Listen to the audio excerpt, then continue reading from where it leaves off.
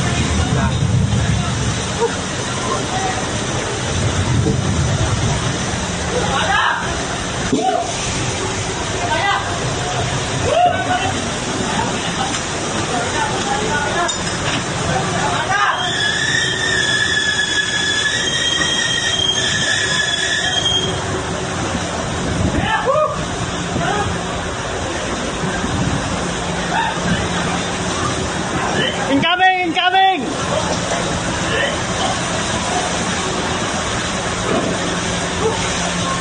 Parating pa na ulit ito. Wala ya?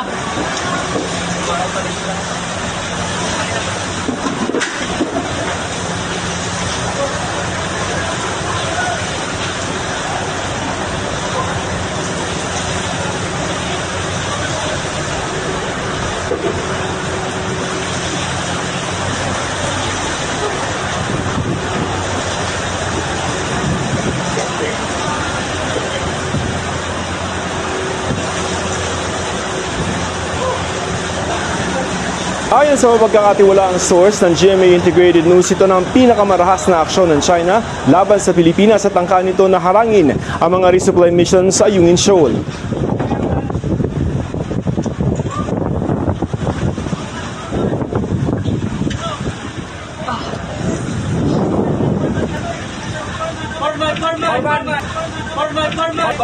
Gorman!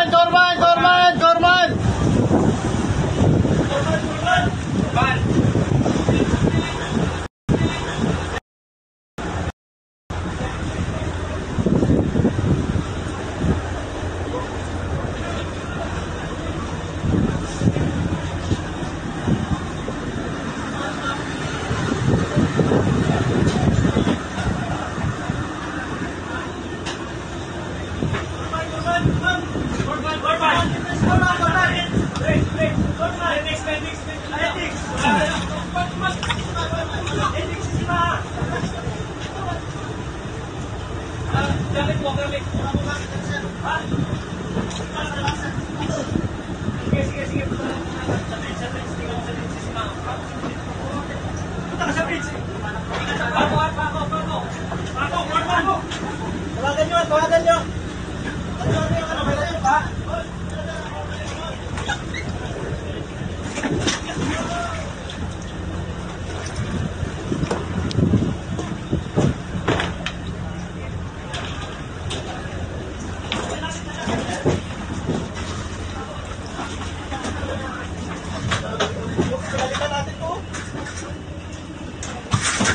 Wala cellphone. Ha? Wala cellphone. Masakit ka? Masakit? Tawa lang! Ba? Pagpapagawa ng video.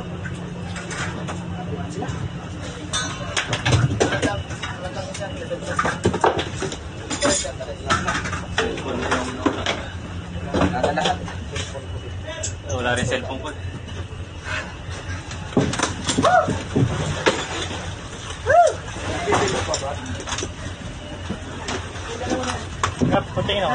So yan po mga kababayan, no? Hindi ko na po inedit yan, no? Tinanggal ko lang yung dulong-dulo. Pero hindi ko na rin tinanggal yung sinabi ni Sir Joseph Morong para to give justice to them, no? Nakakaiyak mga kababayan eh. Nakakaiyak na nakakagalit. Nakita nyo yung sigaw nila, no? Saka yung tunog nung pagdating ng bulas ng tubig. Grabe, talagang gusto po silang patayin. Papatayin po talaga, ilulubog sila. No, ang tanong, wala tayong kakampi doon. 2 barko ng China ang sabay na bumubuhos ng tubig, nagwa-water cannon. Paano pag lumubog yung mga yon? Sasaklolohan ba nila? Mga walang empathy yung mga hayop na yan eh. Sinong hindi magagalit dito? Sinong magsasabing kasalanan pa ng mga Pilipino ang nangyayaring ganyan? Tulad ng sinasabi ni Harry Roque. Kasalanan ng mga Pilipino, tayo ang nagpro-provoke ng ganyan. Hindi tayo nagpro-provoke, Harry Roque. Nasa atin, tayo, teritoryo natin, jurisdiction natin, sila ang nasa jurisdiction natin. Diba? Pinayagan ba natin sila? Wala silang karapatan dyan. Tayo ang may karapatan dyan base sa ruling na yan. O ngayon, Roque, anong masasabi mo? Nakita mo ang katotohanan. Sira-sira yung unay sa Maypor. Yung mga probisyon, yung iba doon, tiyak hindi na pwedeng magamit. Nakita nyo naman mga kababayan. Ilan ng sugatan? 3. Nakita nyo, may pruweba. Pati yung windshield, no, yung salamin ng barko, basag. Water cannon lang yan.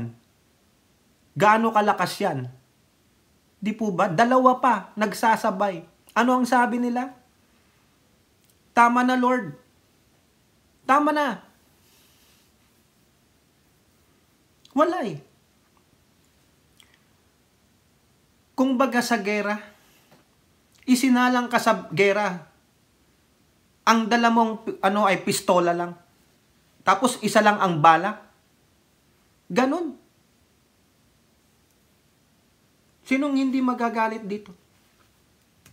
Sinong hindi mapapamura? Diba? Diba kayo naiiyak dyan? Wala tayong magawa. Wala silang kasangkapan eh. Di ba? Tapos aantayin pa natin may magbuwis ng buhay dyan. Wala. Biruin mo yung tumitira sa'yo, bakal ang sasakyan. Baka tuwang-tuwa pa yung mga unggoy na yun. Habang tayo ay tinitira nila, sinasaktan. Oo, matatapang tayo eh. Pero anihin mo ang katapangan kung wala ka namang gamit. Walang gamit. Walang pang water cannon din. Wala man lang escort na iwang mag-isa. Ano yan? Collateral damage? Buhay ng mga kapwa Pilipino? Collateral damage? Tapos tuwang-tuwa pang mga pro-China? Siya pang sinisisi? Di ba? Bakit kaya hindi nyo subukang sumakay doon? Kayong mga mambabatas dyan. Ikaw, Roque, sumabay kang sumakay dyan. Ha? Kayong mga pro-China. Nakakapagngit-ngit, mga kababayan. Nakita ko lang to kasi nahanap ko talaga. Nakita ko yung article. Tapos sabi, video shows. Gusto kong mapanood. Naisipan kong puntahan ng Twitter account ni Sir J. Tariela. Nandun nga, sinare niya. O sana hindi tayo may copyright ng GMA News at ni Sir Joseph Morong. Totoo, mga kababayan. Gusto silang patayin. Gusto silang patayin ng Chinese Coast Guard. So pag may nangyari, lumubog yan. May may fatality. Yung patay. Yung fatality. O whatever na sabihin yung pronunciation nyo. Fatality. Ano lang sasabihin ng China? Kayo ang may kasalanan. Hindi pa sila magsosorry niyan. Yan ang sinasabi ko sa inyo. Tayo pa ang i-blame. Tayo nga ang biniblame eh. Ng China at ng mga pro-China na mga Pilipino. Di ba? Ano ang gagawin natin? Pangulong Bongbong Marcos. Kayo dyan. Si-separate content natin yun. Ano yung mga reaction nila? Pero yung mga ibang mambabatas dyan, mga kawani ng gobyerno, lalo na yung BP ninyo, tamilmil, wala eh. O Sara Duterte, Aimee Marcos, Robin Padilla, Bato de la Rosa, Bongo. Mga PI kayo. Ano, nakita nyo yung kalagayan yan? Ikaw, Bato, pulis. Ikaw, Robin, Duterte. Mga reserve officer kayo ng military. 3 sailor. 3 mga sundalo, sugatan. Pero wala kayong masabing condemnation sa China? Ano, sell out kayo sa China? Nakita nyo, wasak-wasak mga kababayan. Tama na, Lord. Tama na. Parang sinasabi nila, nasaan ka, Lord, when we needed you? Nasaan ka? Diba? Parang ganun eh.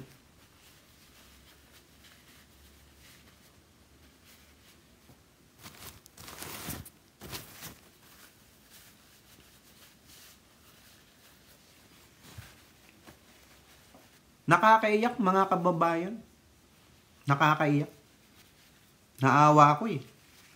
Pero ang iba nating mga kababayan dyan, pinagtatawanan pa. Dinidepensa pa yung ginawa ng China. Paninirang ng kasangkapan, pananakit ng tao. Pero wala lang. Okay lang. Talagang sobra na po talaga. Pangulong Bongbong Marcos sobra na eh. If we really want to assert, no, yung ating karapatan dyan, huwag nyong iwanan mag-isa ang Rory Mission. Sabayan at sabayan ninyo. Coast Guard sa Coast Guard. What are you doing? Paano? Ang Coast Guard din natin, hindi bakal. Kahoy? O di wala kayong sasakyang Coast Guard? Kasi bakit? Anong sabi ni Gaban? Pinabayaan po kasi. Diba? So tama lang, nasisihin natin yung mga PI na previous administration na walang ginawa para sa depensa ng bansa, walang ginawa para i-improve ang Coast Guard. Diba? Ano ang in-improve ninyo? Ha? Sige nga, anong in-improve ninyo? Huwag nyo sabing in-improve nyo ang buhay ng mga bawat Pilipino. Diba? Di sana wala na nag-aayuda. Wala na yung mga porpis kung na-improve ninyo ang buhay ng mga Pilipino. Wala. Ang sisi ngayon nito kay Pangulong Bongbong Marcos. Bakit? Kasi hindi niya i-honor yung gentleman's agreement. Gago pala kayo eh. Wala nga kayong dokumento dyan sa gentleman's agreement nitong Prime Minister ng Baal na ito at nung si Jinggonggong na yun. Pasensya naman kayo mga kababayan ha. Talagang high blood tayo dito. Naiiyak ako, naluluha ako eh. Kasi ako, reserve officer ako, ROTC grad ako, 2 years sa Adamson, midshipman, midshipman, Navy. Yung mga sugatan na to, mga Navy, sailors, kung tutuusin, kabaro ko yung mga yan. At hindi lang yan, kapwa ko Pilipino yan. Kung Pilipino ka, maaawa ka dito sa kalagayan nila. Buwis buhay. Buwis buhay. Huwag niyong sabihin, hindi trabaho nila yan. Oo, trabaho nila. Pero hindi dapat ganyan. Winawalang hiya. Ginagago. Tapos yung iba sumisigaw pa na kasalanan natin na hindi natin inonor yung gentleman's agreement. Gago ba kayo? Gentleman's agreement ni Digong yun at ni Xi Jinping, hindi ni Pangulong Bongbong Marcos. Hindi pinanindigan ni Digong yung ruling ng Permanent Court of Arbitration. Kaya ngayon, naging salaula. Bakit? Naging ano siya, lapdog siya ng China, sell out siya. O ito, mga kababayan, yung sinasabi nilang, bago yan, ito muna, baka matanggal tayo eh. O yan po, sa GMA News Online, video shows China water cannon send PH resupply crew scampering. Yeah, tama na Lord. Tama na. Narinig nyo? Yung panimula ng video. Tama na Lord. Ibig sabihin, bago pa na-i-video yun, may nauna na. Tama na, Lord. Tama na. Sobra na eh. Iisipin nyo, nasaan? Nasaan ang tulong ng Diyos? Pag gano'n na, ang pag-iisip natin, nasaan ka, Lord, when we needed you? Pero dito hindi. Kasi yung tumitira ay anak ng dyablo. Yung palaki boloy, nasaan ka? Kung appointed son of God ka, bakit ginaganto? Kaya ikaw, Duterte, wala kang awa. Yung ginawa mong pakikipag-gentleman's agreement sa mga Tsekwa, no, ay pagbibenta sa Pilipinas. Sell out ka. Traidor kayo. Diba? Nakakaya kayo. Ilang pang mga ganito ang mangyayari sa tuwing meron tayong Rory mission. Kasi sabi ng NSC, sabi ng AFP, hindi tayong magle-let up. So what you gonna do? The same? Deja vu? All over again? Keep doing the same thing, repeating and repeating? Diba? Even though we gain the support of the international community, pero nasasaktan na yung mga kapwa nyo Pilipino. Aantayin nyo pa bang may magbuwis ng buhay? Anong aksyon ang gagawin natin para hindi na itulit maulit? Ano, babaw down tayo? Hindi tayo babaw down. We have to assert. Diba? Ito kasi yung mga kababayan, no? Ayan, no? Yung patuloy na pinabubulaanan ni Roque, ni Cayetano nung time sila na yung nagsilbi kay Digong. Tapos ngayon, sinasabi ni Roque, meron tayong gentleman's agreement. Flip-flopper eh. Siya ang flip-flopper eh. Diba? Siya ang Tomba Balentong. Tapos sasabihin niya, Tomba Balentong ang Pangulong Bongbong Marcos. Diba? Ayan, no? Fishing deal with China. Palace claims Duterte made undocumented informal agreement. July 1st, 2019, ulat ng Philstar. Ito masasama natin to sa iba pa nating mga content. Ayan, no? President Rodrigo Duterte earlier revealed that he and Chinese President Xi Jinping agreed on a fishing deal in the West Philippine Sea as early as 2016. Ha? Ito, ha? Pinatutuhanan to ni Panelo nung siya pang spokesperson. Pero nung spokesperson na si Harry Roque at DFA Secretary si Alan Peter Cayetano, pinasusunungalingan po nila. Diba? Kita nyo? Pero ngayon, 2024, may sinabi ang China confirming this article. O, anong sabi ni Harry Roque? Diba sa isang video niya, nandun sa video natin yun, sa content natin. Tapos, ibabaling niya yung sinasabi niya nagkamali siya, nagsisinungaling siya, tumbabalentong siya, na tayo ang may kasalanan. Tayo ang nagpro-provoke. Ang sarap mong murahin, Roque. Ang sarap mong pasampal kay Glenn Chong. Pilipino ka ba? Ayan, nakita nyo ang video. Napanood ninyo. Salamat po ulit. Ulit-ulitin ko. Sana hindi tayo makapiright ng GMA Integrated News at ni Sir Joseph Morong. Nakuha ko po yan sa Twitter account ni Jay Tariela. Tignan, puntahan ninyo. Nandun po yan. Publicly posted yan. Ha? Hindi po natin nineno kasi public naman eh. Diba? Oh, ngayon, bakit nakipag-gentleman's agreement si Digong? Ha? Nung early 2016 pa. Ha? Sabi niya kasi, I will shift my military and economic ties to the China. Okay, sige. Pero ano ngayon ang ginawa mo? Ring resulta niyan. Yung gentleman's agreement mo may soon cost a lives of Filipinos dyan sa West Philippine Sea. Because of you. Sell out ka, traidor ka, gago ka. Ayan o. Konti lang tong article na to. Actually, marami na akong nag-gather na article. No? May separate folder ako niyan kay Digong sa West Philippine Sea. Oo. Kinokolate ko lang. No? Tinitignan ko yung mga sequential events. Isa to papakita ko sa inyo. Bakit siya gusto niya? Ha? Nakipag-gentleman's agreement siya. Without any document. Sabi nga, di ba? Undocumented. Walang pirma. Bungangat laway lang ng mga mababaho ang mga bunganga. Di ba? Pasensya na kayo mga kababayan kung may mga minor dyan, paalisin nyo kasi baka makapagsalita na hindi maganda eh. No? Hindi po ito yung PG. Ay hindi po ito general, kundi patnubay ng magudang ang kailangan. Pero kung may minor, shoo them away. Okay? Yan. Duterte says Xi Jinping offered him an oil and gas deal to ignore South China Sea ruling. O ayan, siya na ang nagsabi. Yung isang balita sa Philstar, siya rin ang nagsabi. Sa bunganga niya lumalabas, tapos sasabihin nyo, pasisinungalingan ninyo? Dapat talagang ipatawag siya ni Castro sa Kongreso. Di ba? You have to ignore bribery, tumanggap ka ng bribe para i-ignore yun. O nasaan ngayon yung oil and gas? Ha? Digong, nasaan? Nasaan? Tulad na lang ng pera ng kita ng Malampaya, nasaan yan? During the time of pandemic, sabi nyo wala ng kwarta ang Pilipinas, ubos ang budget. Pero, ang Malampaya ba tumigil sa operation during pandemic? Tumigil ba siyang mag-drill ng gas dyan? Mag-supply ng gas sa mga iba't ibang parte ng bayan? Wala! Kumikita ang Malampaya even pandemic, pero sabi nyo walang pera, walang kita. Ibig sabihin, hindi nagbabayad ang Malampaya sa gobyerno?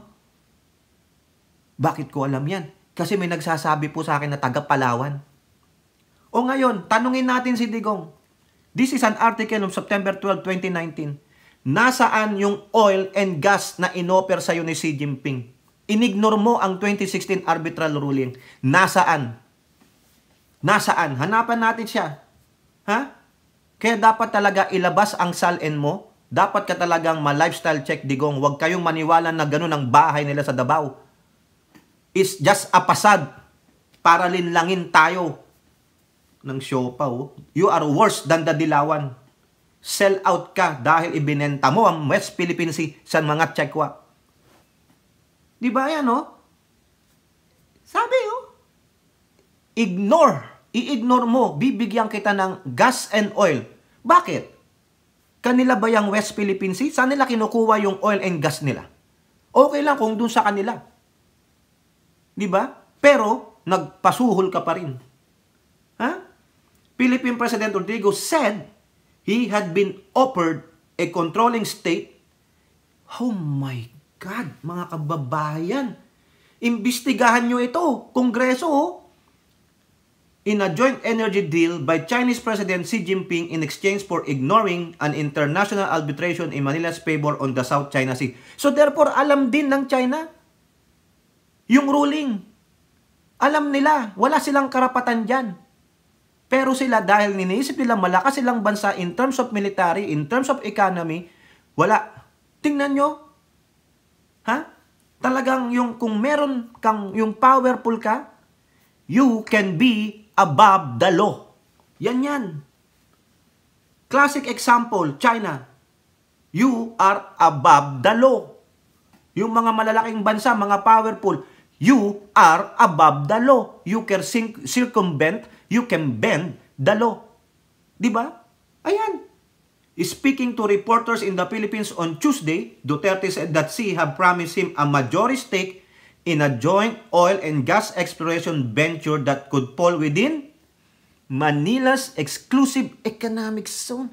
So meaning doon i-drill yung oil and gas sa ating mismong exclusive economic zone? Eh grabe ka oh. Set aside the arbitral ruling, Duterte said, quoting Xi. Set aside your claim. Then allow everybody connected with the Chinese camp. They want to explore, and if there is something, they said, we will be gracious enough to give you 60%. They will only get 40%. That is the promise of Xi Jinping. Duterte's comments came after he met with Xi in Beijing last week. According to China's state-run news agency Xinhua, Xi said the two nations could take a bigger step in joint offshore oil and gas exploration. As long as the two sides handle the South China Sea issue properly, the atmosphere of bilateral ties will be sound, the foundation of the relationship will be stable, and regional peace and stability will have an important guarantee. Grabe mga kababayan. Nakita nyo? Nakita nyo yun? Kaya pala, etong video na to, panoorin nyo. Kaya nga sabi ko, why are you so sparing? Gusto ninyo, gawain na lang ninyo kaming province, Fujian, pati Philippine province of China. Di wala tayong problema. We say, libre na lahat. Kasi yung oil, joint naman. Yung oil mo, dito mo yung pinakamarami. 2/3 amin, 1/3. Mayaman naman kayo. Tsaka probinsya na kami. Oh, province of Philippines, Republic of China.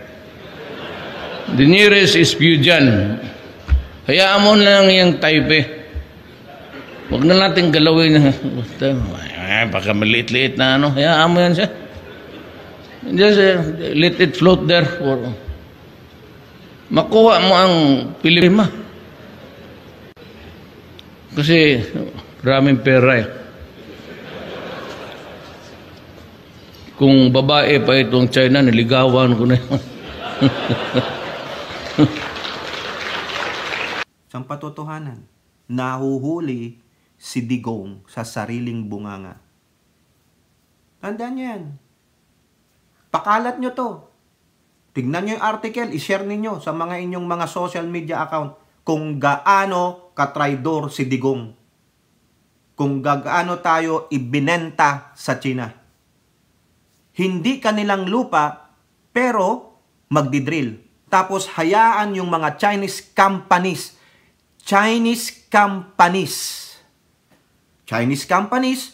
Chinese workers ang magtatrabaho doon sa ating exclusive and economic zone. So ano ibig sabihin yan? Gentleman's agreement. Sinong makikinabang? Sinong makikinabang? Di ba? Sino?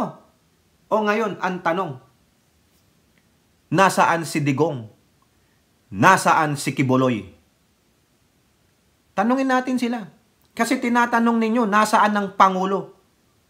Idineklara naman ng Malacanang na may sakit ang first couple. Pero itong mga alagad nitong dalawang ito, ng mga tauhan ni Baal, ay nagtatanong nasaan ang Pangulo, kung ano-anong pinagkikwentong mga kahalayan, kabastusan.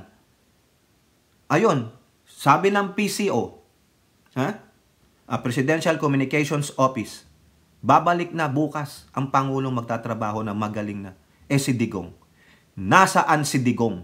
Tanungin natin siya dito. Ikaw, Castro, i-file mo na yung House Bill mo. O House Resolution. Create a hearing on this. Ang daming article. Pero binaliwala ng Duterte administration. Siyang siyang namumuno diktador Di ba? Ang ganyan rin niya, bubalik. Eto kayo. Yan Ngayon, nalaman ng kagaguhan ninyo. Diyan pa lang sa video ni Joseph Morong at GMA Integrated News. Kakampihan nyo pang China? Sasabihin nyo, hindi naman mangyayari yan kung i-honor yung gentleman's agreement. Gago! Ang agreement na yon ay between Digong and Xi Jinping. Wala na si Digong sa power. Walang dokumento na kailangan sundin yon ng Marcos administration. Sinet aside ni Digong. Sabi doon sa CNN News, ang arbitral ruling nag-award sa atin ng exclusive economic zone. Tapos gusto nilang mag-drill ng oil and gas, bibigyan ng stake si Duterte. Di mo na kung anong klaseng stake yun personal o pangkaban ng bayan. Hindi Di ba? Sa mismong exclusive zone mo magdidrill ng oil at gas? Kaya lang nila sinasabing kanila yan kasi ang yaman natin sa oil and gas na ayaw pang itap ng gobyerno. Ano pa ang winiwishi-washi ng gobyerno? Di ba? Wala Yung ibang mga government officials sell out sa China. Lalo na daw yung aling maliit. Alam niyan, kinikwento sa akin. Siyang nagsimula dyan. Sa dami ng joint venture niya sa China. Sinong nakinabang? Nakinabang ba ang sambayan ng Pilipino? Bakit ang dami pa rin humihingi ng ayuda? Bakit meron pa rin 4Ps? Bakit may mga programa pa ang DSWD para sa mahihirap? Kung gano'n naman pala ang ginawa ng mga former presidents or leaders natin, sana wala na yung nakaganon. Wala nang gagawin pa na mag-a-allocate ang budget ng Congress ng bilyong piso para sa DSWD. Kundi ang DSWD, ang gagawin na lang yan ay during relief disasters, mga konting tulong na lang. Pero not the majority goes to this ganun. Nakaganon. Nag-aantay ng Porpis, nag-aantay ng AICS, nag-aantay ng TUPAD, nag-aantay ng AKAP. Di ba? Ganun naman pala eh. O ngayon, ano nangyari? O yung malampaya, anong niyan sa ating national budget? Di ba? Gas drill yan. May drilling. Sino nakikinabang? Ang sambayan ng Pilipino? Di ba? Puro kasi private. Puro kasi private. Nakaka-high blood mga kababayan. Nakaka-high blood talaga. Naaawa po ako dun sa hindi lang dun sa 3 sailors na sugatan eh. Yung lahat nung nandun. Tama na Lord. Tama na. Para bang pinaparusahan tayo ng Diyos dahil sumuway tayo sa gentleman's agreement? Baka sabi ni Kiboloy, gawa ko yun. Gawa ko yun. Kasi hindi pinaparusahan kami ng Marcos administration. Pinindot ko yung remote button para umulan ng malakas na tubig. Oh, Digong, Kiboloy, nasaan kayo? Nasaan ka, Digong? Ba't hindi ka maglabas ng statement ngayon dyan? Mga sundalo yun, ha? Kala ko ba mahal mo ang sundalo? Ikaw, Kiboloy, appointed son of God ka, bakit hindi mo protektahan ang kapwa mo Pilipino? Ba't hindi mo pindutin ang boto na sana silang dalawa na lang ang mag-water cannoning, yung dalawang Coast Guard ng China? Nasaan ka? Tapos ang kakapal ng mukha ng supporters nyo na hanapin ang Pangulong Bongbong Marcos? Na totoo namang may sakit? At kung ano-ano pang mga kwento ng kahalayan, kabastusan na pinagsasabi ninyo? Eh kung gaguhin ko rin si Digong, ha? Gusto nyo? Hindi tayo ganun.